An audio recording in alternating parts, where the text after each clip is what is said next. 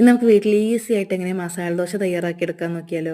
അപ്പോൾ അതിനായിട്ടൊരു പാൻ അടുപ്പത്ത് വെക്കുക. അതിലോട്ട് അല്പം വെളിച്ചെണ്ണ ഒഴിച്ച് കടുക് പൊട്ടിക്കുക. 1/2 ടേബിൾ സ്പൂൺ ഉഴുന്ന് പരിപ്പ് ഇട്ട് കൊടുക്കാം.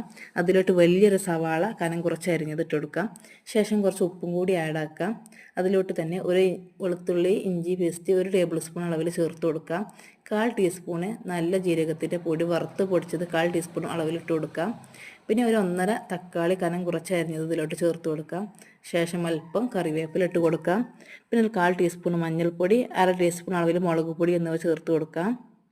ശേഷം കുക്കറിൽ 2 വിസിൽ വേവിച്ചെടുത്ത 2 വലിയ ഉരുളക്കിഴങ്ങ് നന്നായിട്ട് ഉടച്ച് ചേർത്ത് കൊടുക്കാം. അതിലോട്ട് 1/4 ഗ്ലാസ് വെള്ളം ഒഴിച്ച് ഒന്ന് അടച്ച് വെക്കാം. 5 മിനിറ്റ് കഴിയുമ്പോഴേക്കും ഒന്ന് റെഡിയാകും.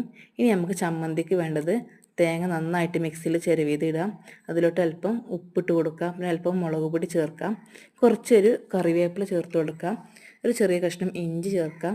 എന്നിട്ട് നന്നായിട്ട് അല്പം വിനീഗറും ചേർത്ത് നന്നായിട്ട് അരച്ചെടുക്കുക. അപ്പോൾ നമ്മൾ ചമ്മന്തി റെഡി ആയിട്ടുണ്ട്.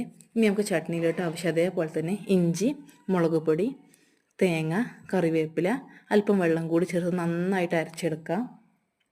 ഒരു പാൻ ചൂടാകുമ്പോൾ അതിലോട്ട് അല്പം വെളിച്ചെണ്ണ ഒഴിച്ച് കടുക് പൊട്ടിച്ച് കറിവേപ്പിലും കൂടി ചേർത്തിട്ട് നമ്മൾ മിക്സിയിൽ അരച്ചെടുത്ത അരപ്പ് അതിലോട്ട് ഒഴിച്ച് കൊടുക്കുക. എന്നിട്ട് നന്നായിട്ട് അല്പം ഉപ്പും ചേർത്ത് നന്നായിട്ട് ഇളക്കിയെടുക്കാം. ഇനി നമ്മൾ ദോശ ചുട്ടെടുക്കാൻ കേട്ടോ. അപ്പോൾ ഞാൻ നോൺ സ്റ്റിക്കിൻ്റെ പാനിലും ഇരുമ്പിൻ്റെ ചട്ടിയിലും ദോശ ചുട്ടെടുക്കുന്നുണ്ട്. അപ്പോൾ നോൺ സ്റ്റിക്കിൻ്റെ പാനിൽ മസാല ദോശക്കുള്ള ദോശയാണ് ചുട്ടെടുക്കുന്നത്. വളരെ തിന്നായിട്ടുള്ള ദോശയാണ് ചുട്ടെടുക്കുന്നത്.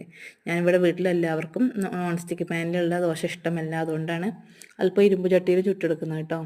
അപ്പോൾ ഞാൻ മസാല ദോശക്കുള്ള ദോശകൾ ഇങ്ങനെ ചുട്ടെടുത്തുകൊണ്ടിരിക്കുകയാണ്. അപ്പോൾ വീഡിയോ കണ്ട് ഇഷ്ടപ്പെട്ടാൽ ചാനൽ സബ്സ്ക്രൈബ് ചെയ്ത് സപ്പോർട്ട് ചെയ്യാം. അപ്പോൾ നമ്മുടെ ദോശ മസാല ചേർത്ത് മടക്കി കൊടുക്കാൻ കേട്ടോ. കുട്ടികൾക്കൊക്കെ വീട്ടിൽ തന്നെ നമുക്ക് ഈസി ആയിട്ട് തന്നെ തയ്യാറാക്കി കൊടുക്കാൻ പറ്റും. നല്ല ടേസ്റ്റിയും നല്ല ഹെൽത്തിയുമായിട്ടുള്ള മസാല ദോശയാണ്. അപ്പോൾ വീഡിയോ കണ്ട് ഇഷ്ടപ്പെട്ടാൽ ചാനൽ സബ്സ്ക്രൈബ് ചെയ്ത് സപ്പോർട്ട് ചെയ്യുക. ലൈക്കും ചെയ്യാം കേട്ടോ. Okay, thank you.